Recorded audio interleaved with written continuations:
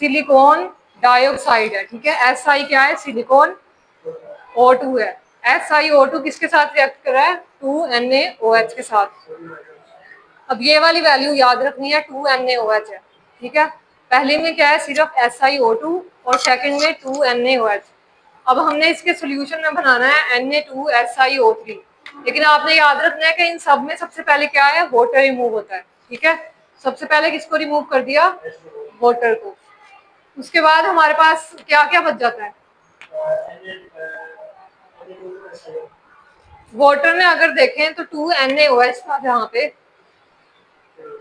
तो यहाँ पे कितने हाइड्रोजन है, 2 हाइड्रोजन है, ठीक है। ऑक्सीजन कितने हैं, 2 ऑक्सीजन है। इसमें देखो आप, ऑक्सीजन कितने हैं, 2, और SiO2 में कितने ऑक्सीजन है, 2, तो कितने हो गए, 4। अब आप बताओ कि इसमें से एक वाटर मॉलिक्यूल रिमूव हो सकता है क्या, 2 हो सकते हैं, 2 नहीं हो सकते इसमें से।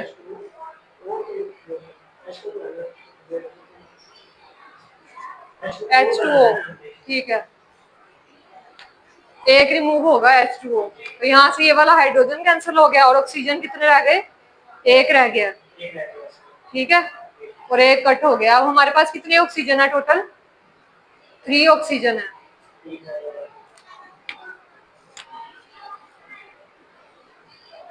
वहां पे सोडियम कितने हैं, 2 हैं, तो इसलिए हमने क्या लिख दिया था, Na के नीचे 2 लिख दिया, ठीक है। उसके बाद Si कितने हैं, 1 है। ऑक्सीजन कितने थे, 3, तो हमने क्या लिख दिया, 3। Na2SiO3 plus H2O। ये वाला रिएक्शन आसान था। नेक्स्ट हमारे पास है P2O3, ये भी याद रखना है। NaOH की वैल्यूज याद रखनी है। सेकंड रिएक्शन में कितना है, 6NaOH। P2O3, P किसका फार्मूला है, फास्फोरस का है ये, ठीक है। P2O3 किससे रिएक्ट कर रहा है, 6NaOH से। तो सबसे पहले हमने याद रखना है कि वाटर रिमूव करना है, आपने वाटर रिमूव कर दिया, ठीक है।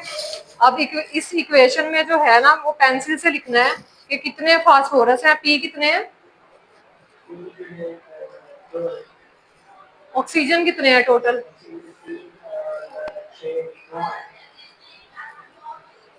हाइड्रोजन कितने हैं,